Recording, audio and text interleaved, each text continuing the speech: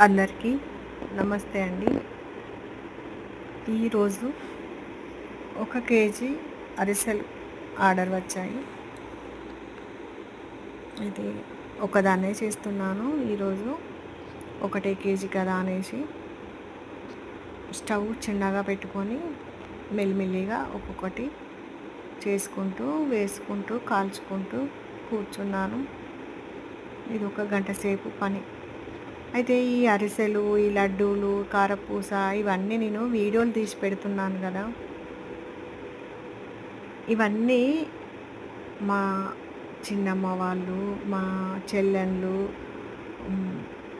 మా చెల్లెళ్ళ పిల్లలు చూసి, పెద్దమ్మ నువ్వు అన్ని వీడియోలు అందులో అప్పాలే పెడుతుంటే నోరు ఊరిపోతుండే, తినాలనిపిస్తుండే అంటున్నారు. అంటే రండే, బస్సు ఫ్రీయే కదనే, బస్ ఎక్కి వచ్చి తీసుకుపోదు రండి, తిందు రండి అని పిలుస్తున్నా. కానీ ఇంకా వాళ్ళు రావట్లేదు. ఎప్పుడు వస్తారో ఏమో ఎదురు చూస్తున్నా. ముకుట్లో నూనె చూసారా? కొంచెమే నూనె వేస్తాను. ఎందుకంటే ఈ వేడి చేసిన నూనె నేను మళ్ళీ వాడను. మళ్ళీ వాడేసరికి అప్ప రుచి వేరే మారిపోతుంది. మనకు ఆర్డర్ ఇచ్చిన వాళ్ళకి న్యాయం చేయాలి కదా, మంచి ఫుడ్ అందించాలి కదా, టేస్టీగా ఉండాలని నేను మళ్ళీ గోలివ్వను. కాకపోతే కొంచెమే నూనె వేసుకుంటా.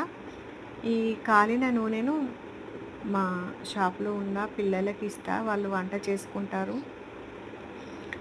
అయితే ఇప్పుడు ఇట్లా కాల్చినాక కొంచెమే అయిపోతుంది కదా, మళ్ళీ అది ఎందులో కలిపో మళ్ళీ వేరే అప్పాలు అలా వేస్తాం చూడండి, ఆ అప్ప రుచి వేరే వస్తుంది, తెలుస్తుంది.